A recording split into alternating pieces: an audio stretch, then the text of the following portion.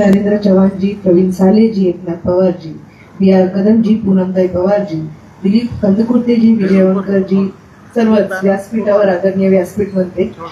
आपल्याला बरेच भाषणं ऐकायचे आहेत, पण मला असं एक महिला म्हणून त्यांनी म्हणलं नाही तू बोललंच पाहिजे, आपल्याला 50% आरक्षण मिळालेले आहे आता पुढच्या निवडणुकीसाठी.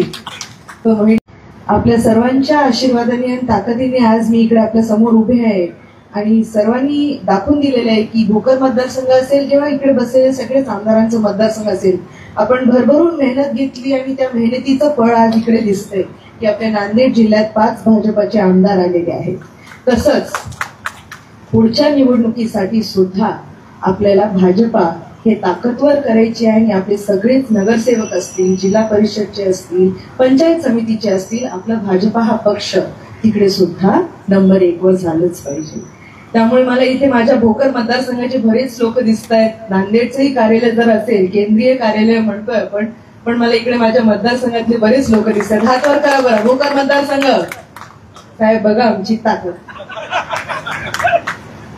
आमचे लोक सगळे तयार आहेत. पुढच्या निवडणुकीसाठी आम्ही नक्कीच सर्व तयार आहोत.